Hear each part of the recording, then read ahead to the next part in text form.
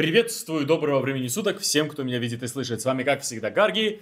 И сегодня предоставляю вашему вниманию первую серию, не сказать, что долгожданного, так как, если вы в курсе всей ситуации, то знаете, что это спонтанное и неожиданное решение, как и для вас, так и для меня. Повторюсь, предоставляю вашему вниманию, леди и джентльмены, аниме «Волчий дождь».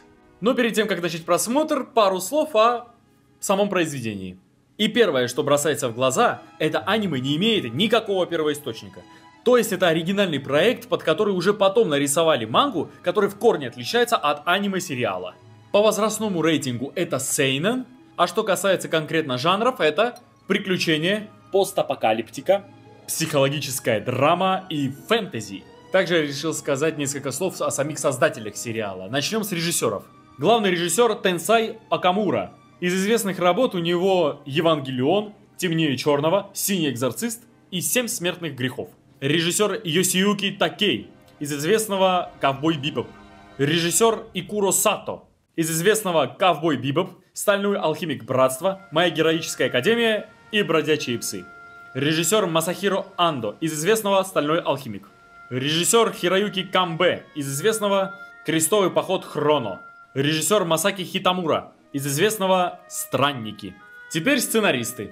Сценарист Кейко Нобумото из известных работ «Самурай Чампу», «Ковбой Бибоп» и полнометражка «Однажды в Токио».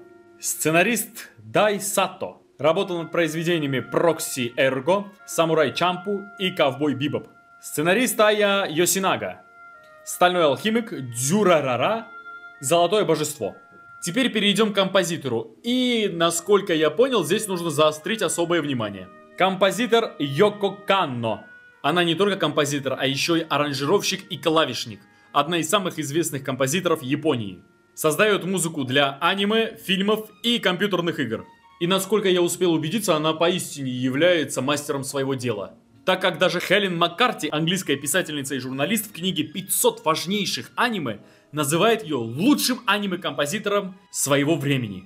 Вот тут я осмелюсь на самом деле не согласиться, потому что в моем сердце, да и в голове первое место, мне кажется, вы сами знаете у кого. Хотя она тоже не лыком сшита. Среди ее работ такие вещи, как «Эхо террора», «Темнее черного», «Ковбой Бибоп» и полнометражное аниме «Воспоминания о будущем». И, кстати, если заметили, большинство из этой команды работали над созданием «Ковбоя Бибопа». А теперь маленькие факты, которые касаются самого произведения.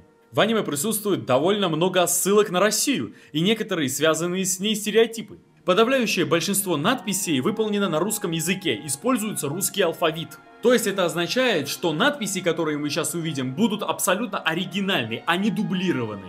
Часто в кадре можно будет увидеть водку, картофель, рубли, а действие происходит в основном среди северных пейзажей. Что ж, дорогие друзья, это все, что я хотел сказать перед просмотром, а теперь давайте перейдем к самому произведению. Поехали, первая серия.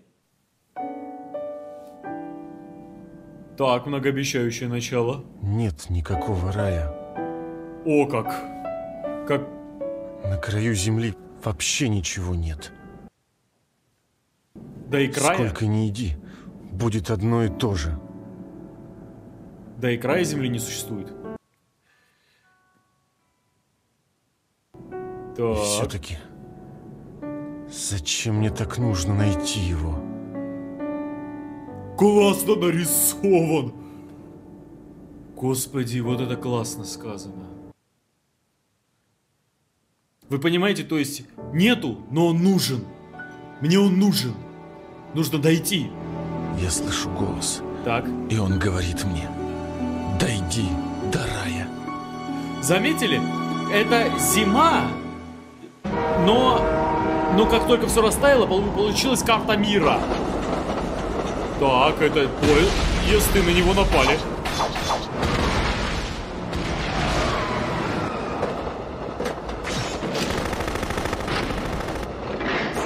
О, классно, боевой поезд. Пошел. Так, это... Ух, его... Успел выстрелить, кажется, да, но убили. Динамит оттуда зафигачил. Мародеры. Это что-то вроде, знаете, это отсылка к вестернам, когда брали поезда. Быстрее ты! Балда! Аккуратней. Ага, ломают замки.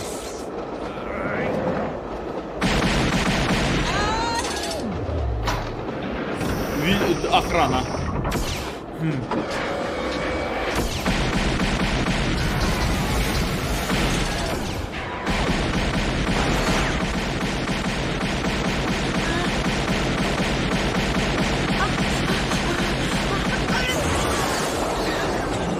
Кто-то его расфигачил.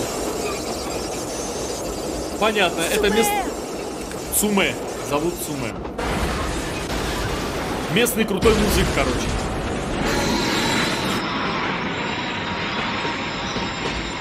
Тормознули.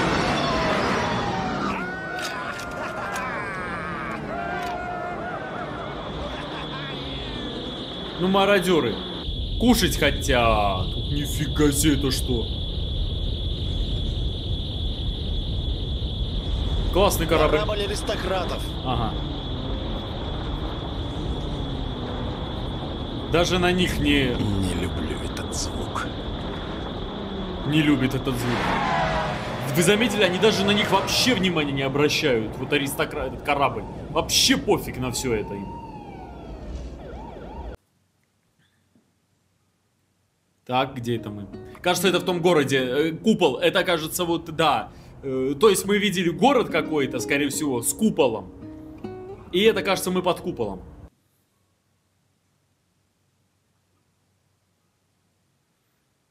О, котяра. Собачка. Или это волк?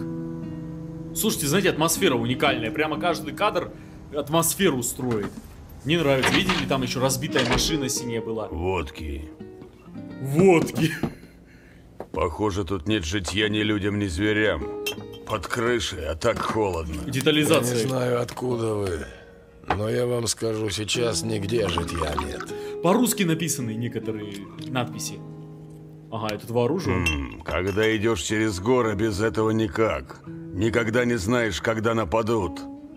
Медведи там или волки. Волки. Давно о них не было слышно. Мне дед рассказывал что-то. Ну-ка.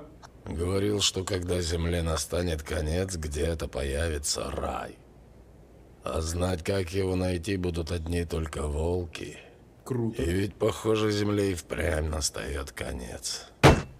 Волки, слуги смерти! Как вы смеете верить во всю эту ерунду? Понятно. Он Они их... уже 200 лет как вымерли, все до единого. Так. Это же просто сказка такая. Сказка ложь. Да в ней намек.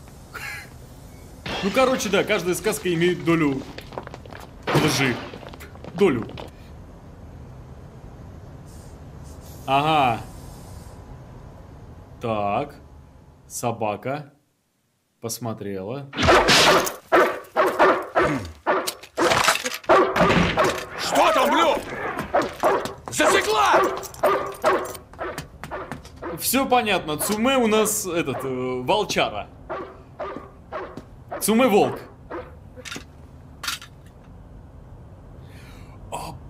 Я не понял сейчас. А это были следы. Эй, Цуме! Куда мы так бежим? Хвоста за нами вроде нет. Знаю. Может, хватит на сегодня? Мы столько всего добыли. Завтра через этот КПП пройдет новая поставка для аристократов. Мы опять нападаем? Чен и Седа, снимайте охрану. Так я и подозревал. Мы там на прошлой неделе засветились. Охрана будет на стороже. Мы сегодня потеряли 2. Гел, ты в резерве. А кто не хочет, может отправляться спать. Ну, короче, он тут местный этот... Местный главный этот... Чувак, который мародерами заведует. Кушать хотят ребята. Что там? Вот и воруют. Собака. Помирает, кажись.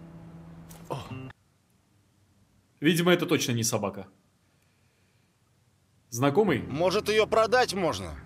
Или съесть? Никогда не видел такой большой собаки. Это не собака. А? Вытащите ее. И кто рискнет? Живая.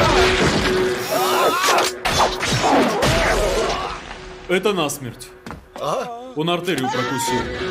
Кровь идет, он артерию прокусил. Слушайте, как классно нарисовано вот это место. Вообще классная рисовка, ребят. Если честно, мне очень нравится, как волк нарисован. Вообще. Чё он мне ударил? Как забавно. Ага, понятно. Он на себя внимание обратил. И увел от остальных.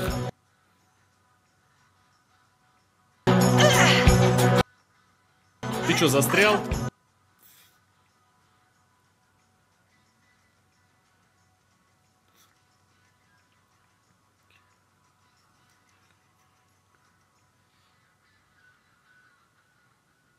Ну все ясно, Цуме тоже. Отмочил ты трюк. Я просто защищался.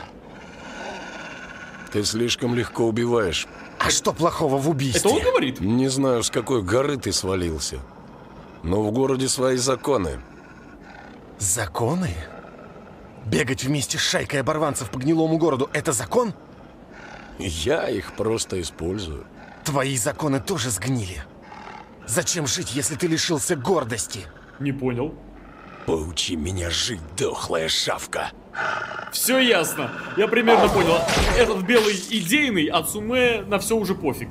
Потому что мир полный этой. А это что сейчас было?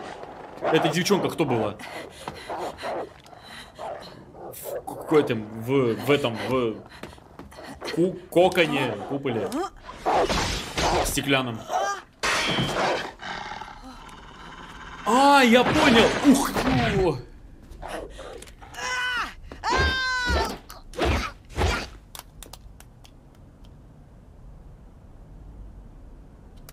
Взял и, ну и...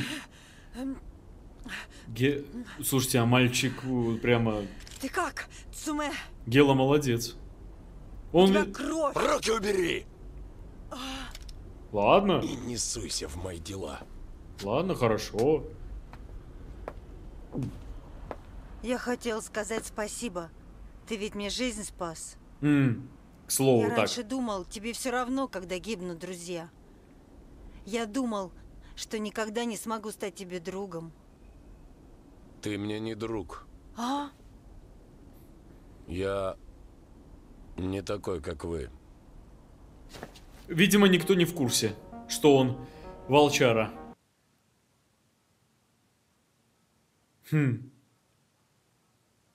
Так, вот да, кто вот это такая? У нее выражение лица изменилось. Вы ничего не меняли в растворе? Нет, все как обычно. Может, она просыпается? Согласно сохранившимся у нас данным, первое, на что отреагировала Чеза, была кровь. В смысле, волчья кровь? Да, запах волчьей крови. Она пролилась Как только. мы можем доказать, что... Никак. Но в мире много вещей, которые нельзя доказать. Сама Чеза – жемчужина алхимии. Ее существование нельзя объяснить ничем. Ага, Дева Цветка и волки неким образом притягивают друг друга. так, ясно. Именно так говорили ученые прошлого. Так. О, вы гляньте, а. Ау, вы заметили синий и красный провод? Похожи были на вены.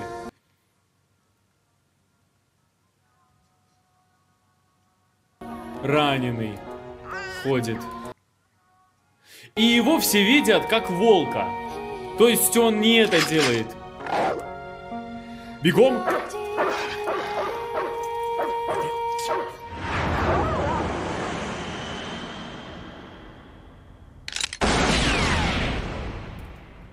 Это что было, насквозь? Все, кранты?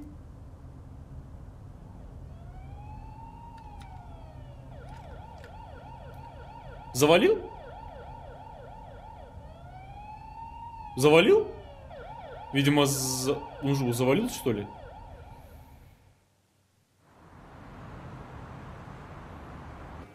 Квент Яйден.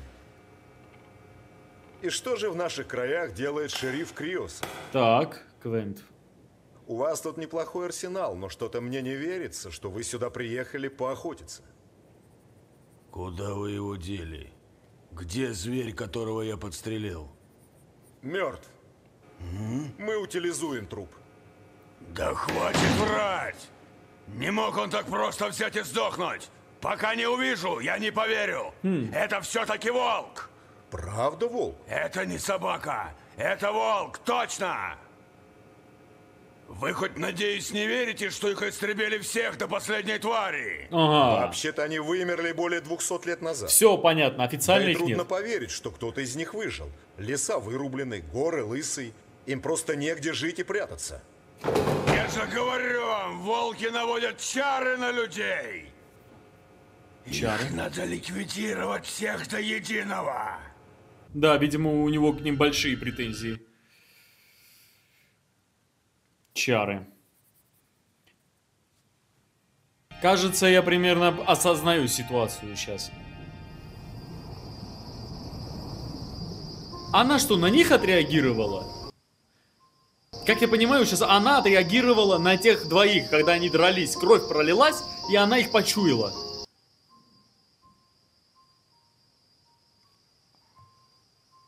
Они общаются. Это еще кто? Это что, третий? Не понял.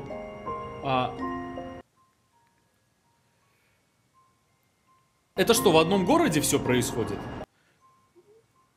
Да. И он тоже, да?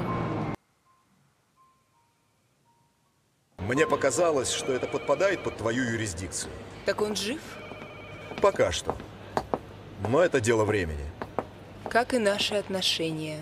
Все ясно. Но мы же можем пробовать, сколько захотим. Кто знает. Понятно. Короче, этот что ты там делаешь? Ты из какого отдела? Простите. Я искал швабру и заблудился.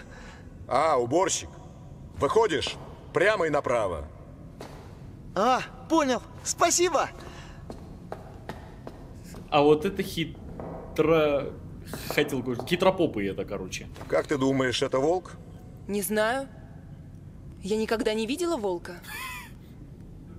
Но если это и правда волк, то, может, на него реагировала Чеза? Чеза. Снова это Чеза. В смысле? Мы из-за нее с тобой расстались. Ну сколько можно шутить? Животное в лабораторию. Я поручу кому-нибудь, а то я с собаками не в ладах. У меня на них аллергия. Вот поэтому мы друг к другу и не подходим. Надеюсь, это все-таки вопрос времени. У нас тут шуры-муры, танцы-обжиманцы и так далее.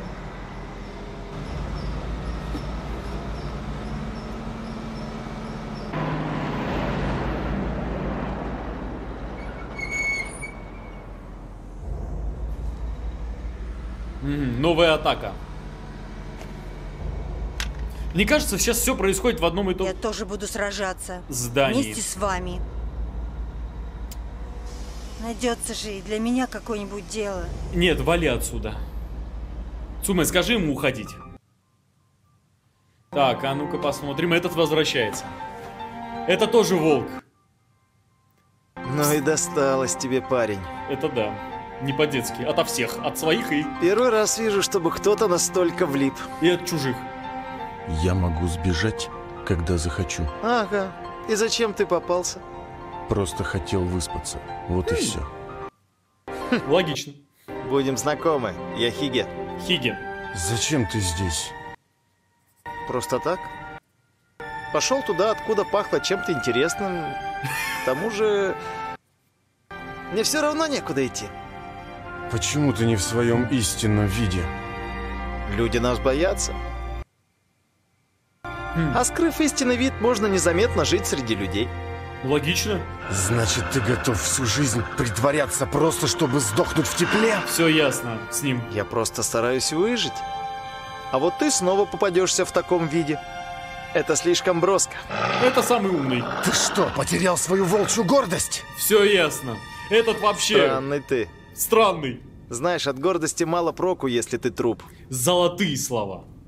Короче, хватит фигней маяться, превращайся и сваливай.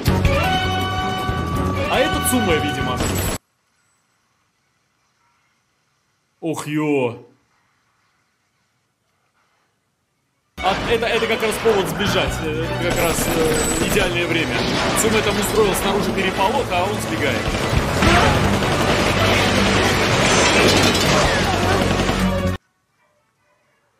Господи, я аж прямо...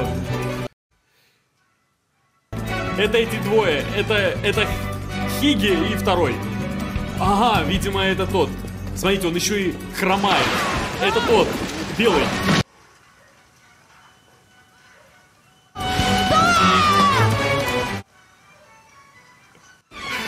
Слава.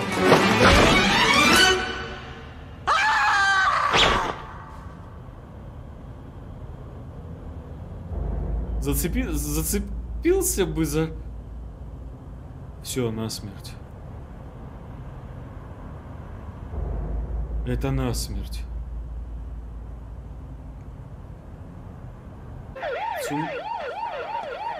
Я понял, как все это работает. Он до него дотронулся, и тот увидел его настоящий вид. Видели? Они прошли через него рядом, и он начал чесаться. У нас ЧП! Собака пропала! Что?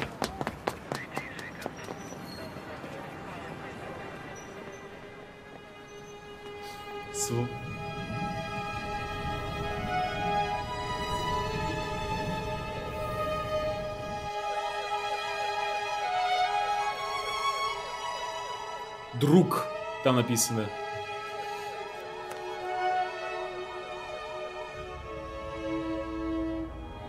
Слушайте, музыка какая-то. Прямо...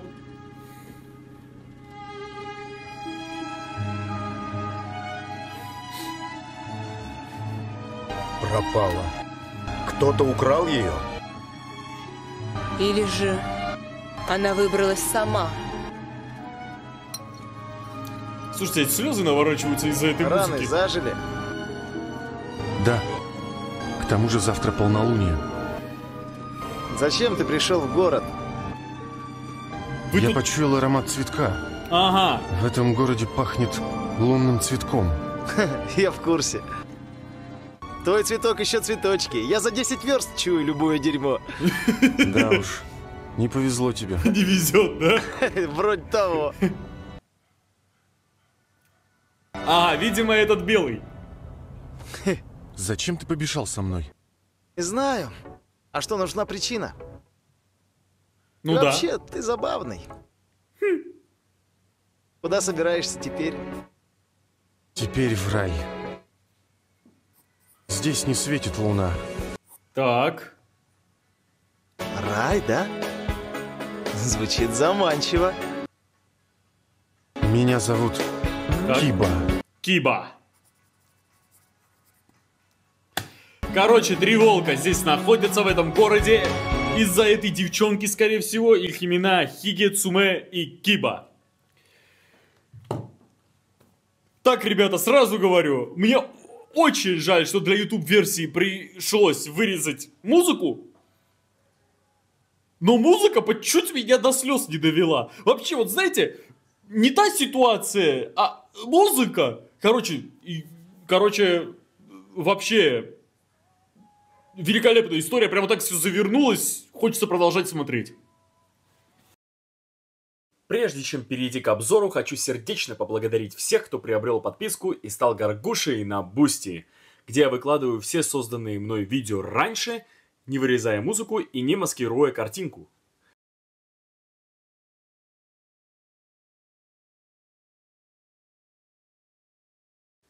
Также большое спасибо за отдельный донат на Бусти. Также выражаю большую благодарность спонсорам канала, Гаргульчикам и Гаргулятам. По скриптам, код GIES уже полностью лежит на Бусти в абсолютно открытом доступе. А теперь пришло время тетради смерти, которую я также выложу на Бусти в открытом доступе. без маскировки кадра и с прекрасной музыкой с 1 по 24 серию. Так, давайте начнем с первых слов, как я понимаю, самого Кибы. Потому что это был Белый Волк в самом начале, и это, скорее всего, был этот персонаж Киба, Белый Волк. И он сказал такие вещи, которые на самом деле, вот от которого надо отталкиваться, когда смотришь это произведение, насколько я это понял. Так вот, я прямо, знаете, прямо запомнил, что он сказал. Нет никакого рая, на краю земли вообще ничего нет, но почему мне так надо найти его? Я слышу голос, и он говорит мне: дойди до рая. Я должен дойти до рая. Мне внезапно вспомнился один силлогизм, который был сказан в свое время философом Блезом Паскалем.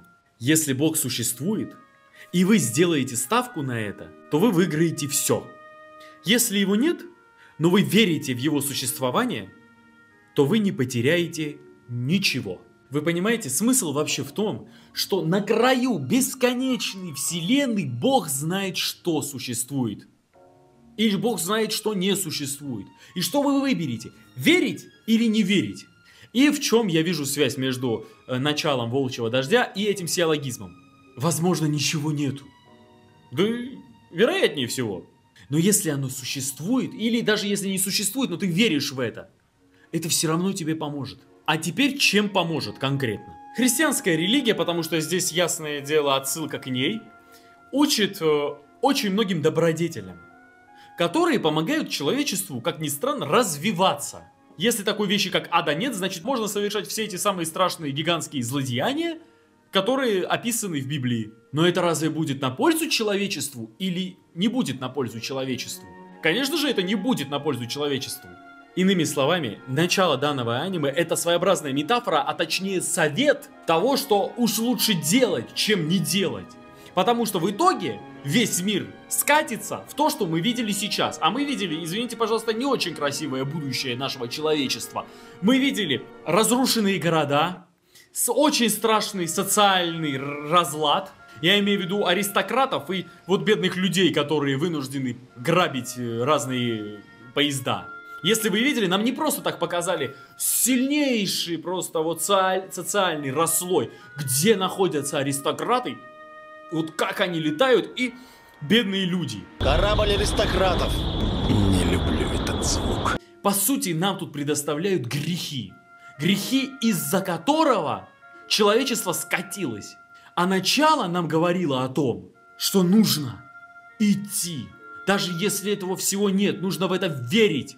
Потому что, в конце концов, это будет не на пользу только тебе самому, а на пользу всем. Я так это вижу. И честно сказать, завуалировано все это было, ну, крайне круто и профессионально. Так, теперь по поводу того, на что волки способны. Честно сказать, я, когда мельком прочитал кое-что, да, я видел, что, вот, например, в сообщениях, в обсуждениях под аниме, я вычитал, что многие говорят, что, волки что делают, превращаются, или они кажутся и так далее. Короче, я все понял. Смысл в чем? Эти волки, они могут иллюзию создавать. Люди их обычные видят то, как они хотят, чтобы их видели. То есть они видят их обычными людьми или волками. Это от них зависит. Но если к ним прикоснуться, то предстает их настоящий вид. У тебя кровь! Руки убери! Иными словами, они на себя какую-то природную голограмму делают, и если до них дотронуться, все, голограмма спадает и все видно. И честно сказать, да, мальчика реально очень жалко. Гелу вот, ой, как жалко. Вы понимаете, нам за одну серию как грамотно выстроили к парню сочувствие. Мы видели, как этот бедный парень, если честно, я даже думал, это один из главных персонажей, потому что его так показали. Во-первых, он один из первых, кого и показали, и он-то был так хорошо разрисован. Он вынужден тоже идти в бой, потому что хочет есть.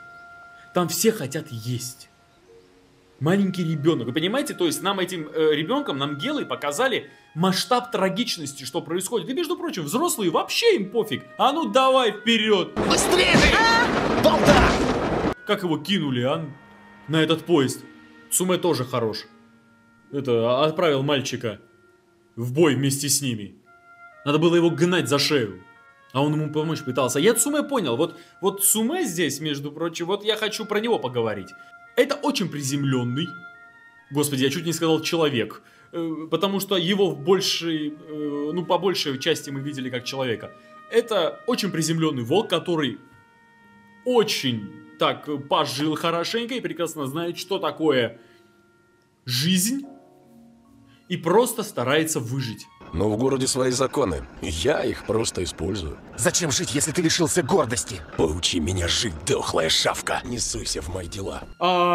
Киба, бог его знает, с какой луны свалился, в страшном мире держится за такую вещь, как гордость, честь и достоинство. Почему ты не в своем истинном виде? Ты готов всю жизнь притворяться просто, чтобы сдохнуть в тепле? Странный ты. Очень любопытный персонаж, учитывая атмосферу данного произведения и то, что он старается быть тем, кем он рожден, как я понял. Потому что, как я понял, здесь волки — это гордые создания, которых истребили, но есть легенда, по которой говорится, что они приведут человечество к процветанию. Волки. Мне дед рассказывал что-то. Говорил, что когда земле настанет конец, где-то появится рай. А знать, как его найти, будут одни только волки. Они доведут человечество. Они спасут. То есть, тогда непонятно, почему их истребляли. Надеюсь, мы об этом узнаем. И появился такой волчара, как Хиге. Такой, знаете, тоже приземленный и смотрящий на жизнь с юмором, потому что по-другому в этом сумасшедшем мире не выжить. Ну и досталось тебе, парень. Первый раз вижу, чтобы кто-то настолько влип. Зачем ты здесь? Просто так. Пошел туда, откуда пахло чем-то интересным. К тому же, мне все равно некуда идти. Знаешь, от гордости мало проку, если ты труп. И Чеза. Она спит бог знает сколько.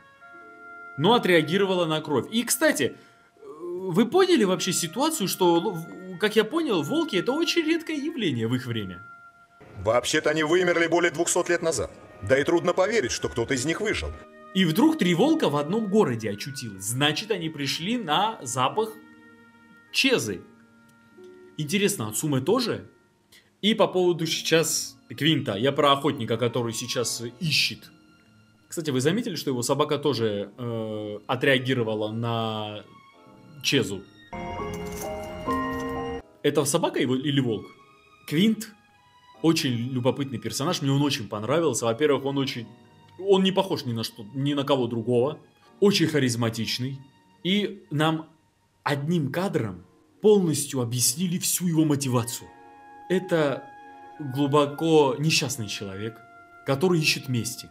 И, кстати, заметили, мы уже смогли там наблюдать много-много надписей на русском языке. Ну что ж, и последнее хочу сказать по поводу музыки. Это крутотень. Вы понимаете сейчас? Музыка меня довела сейчас, чуть до слез не довела. Серьезно, я аж прямо прочувствовал. Не ситуация с Гелом. Нет, парня реально жалко. Я, если честно, был крайне удивлен. Но чувство, которое я испытывал, полностью врубилось на 100% уже когда пошла музыка. Вот это, когда вот увидели, что Киба исчез.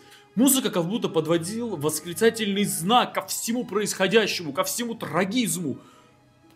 И из-за нее я чуть не разрыдался. Вы поняли? То есть, то, что я посмотрел, это как бы посеялось, но музыка послужила тотализатором.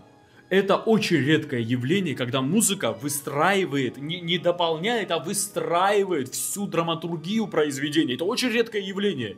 И существуют единицы фильмов, где это происходит. Я могу назвать только фильм «Однажды в Америке», ну и «Хороший, плохой, злой». И там композитор один и тот же, это Эннио Морриконе, который просто уникально написал музыку для обоих произведений. И даже фильмы не так часто пересматривают, как слушают его музыку. И мне бесконечно жаль, что для YouTube формата мне придется вырезать частично эту музыку. Мне очень жаль. Что ж, дорогие друзья, это была первая серия «Волчьего дождя». Благодарю, если смотрели это вместе со мной. Если вам понравилось, будьте добры. Поставьте лайк, подпишитесь на канал, группу ВКонтакте. Также, пожалуйста, на Бусти, где я выкладывать буду «Волчий дождь» без маскировки кадра и не вырезая музыки. И пока что еще не выложено, но вот в течение этих пару дней я обязательно выложу 2-3 серию на Бусти, удачи вам, увидимся уже на второй серии.